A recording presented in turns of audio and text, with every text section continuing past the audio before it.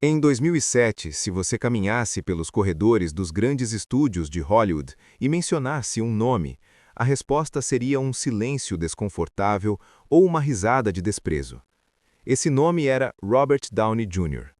Para a elite do cinema, ele não era mais um ator, ele era um caso perdido, um risco financeiro, uma bomba relógio que já tinha explodido vezes demais. O veredito era unânime. Robert Downey Jr. estava acabado. Não era apenas um boato de tabloide, era um consenso de mercado.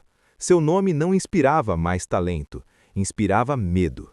Medo de atrasos de horas no set, medo de recaídas catastróficas, medo de manchetes que destruiriam o marketing de qualquer filme. Agora, eu quero que você pare e olhe para o mundo hoje. Olhe para o rosto que ancorou a maior franquia da história da humanidade. O rosto que definiu uma era e transformou a Marvel em um império de bilhões de dólares. Como alguém que dormiu em uma cela de prisão se tornou o herói de uma geração. Como o homem que foi cancelado pela indústria se tornou o ator mais bem pago do planeta. Esta não é apenas uma história sobre super-heróis. É a história sobre o que acontece quando o mundo inteiro desiste de você e você decide que ainda não terminou. Robert não caiu de paraquedas em Hollywood. Ele nasceu nela. Filho de Robert Downey Sr., um cineasta underground e rebelde. A casa de Robert não era um lar comum. Era um set de filmagens constante, onde a criatividade não tinha limites, mas a responsabilidade também não existia. Imagine uma criança de 5 anos estreando no cinema no filme do próprio pai. Parece um sonho, certo? Mas havia um lado sombrio. Robert cresceu cercado por substâncias que nenhuma criança deveria conhecer. Ele mesmo descreveu anos depois que o uso de drogas era a única forma que seu pai conhecia de expressar afeto. Era o laço que os unia. Enquanto outras crianças aprendiam a andar de bicicleta, Robert aprendia a performar sob o efeito de vícios hereditários. E o problema é que ele era bom, brilhante na verdade.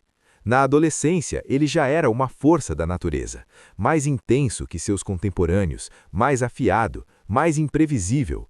Nos anos 80, ele se tornou o rosto da Brat Pack. Atuou em clássicos, foi indicado ao Oscar por Chaplin aos 27 anos. Ele tinha o mundo nas mãos. Hollywood o amava, mas Hollywood tem uma regra silenciosa, quase cruel. Ela só te ama enquanto você é lucrativo e não dá trabalho. O sucesso chegou como um furacão, mas Robert não tinha raízes, e quando o vento começou a soprar forte demais, ele não teve onde se segurar. A queda não foi um evento único, foi uma lenta e pública decomposição. Entre 1996 e 2001, o nome de Robert Downey Jr. desapareceu das colunas de cinema e migrou para as páginas policiais. As histórias são absurdas.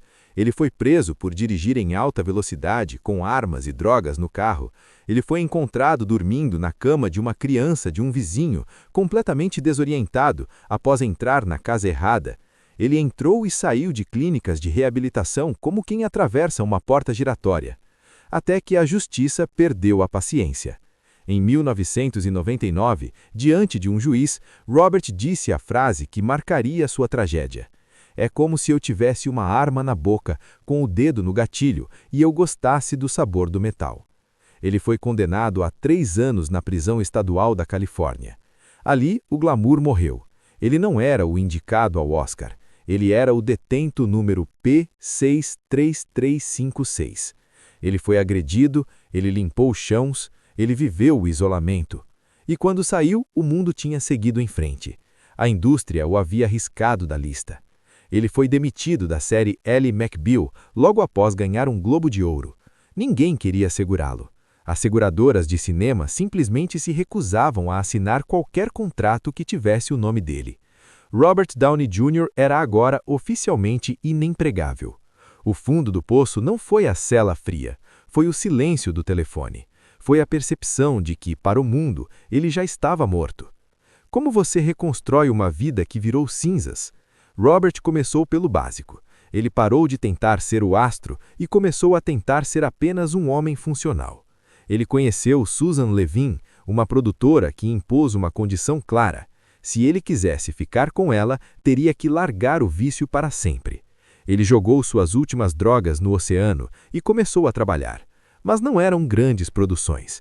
Eram portes pequenos, filmes independentes. Ele precisava provar que conseguia chegar no horário, que conseguia decorar o texto, que não teria uma recaída no meio da tarde. Um de seus poucos amigos, Mel Gibson, pagou do próprio porte o seguro para que Roberts pudesse atuar no filme The Singing Detective. Foi um ato de caridade que abriu uma fresta na porta. Enquanto isso, em uma pequena divisão da Marvel Comics, um plano ousado estava sendo traçado.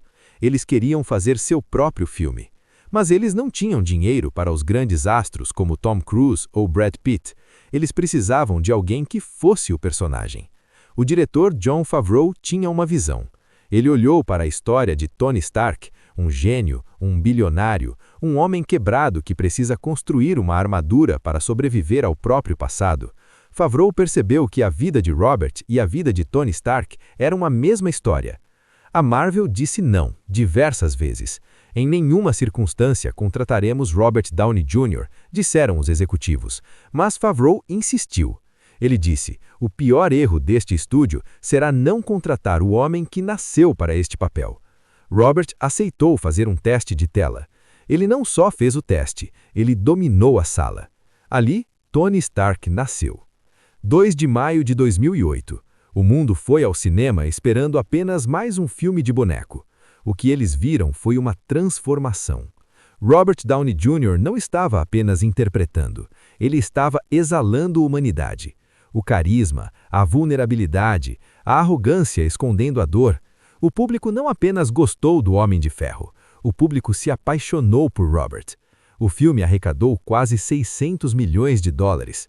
Em uma única noite, Robert deixou de ser o ex-presidiário problemático para se tornar o arquiteto de um novo universo. Ele se tornou o líder dos Vingadores, o mentor de uma nova geração de heróis. Mas o mais impressionante não foi a fortuna que ele acumulou, foi a sua postura. Ele usou seu novo poder para garantir que outros também tivessem chances. Ele se tornou a âncora de um império que durou mais de uma década. E então veio o ato final. Em Vingadores Ultimato, o arco de Tony Stark se fechou.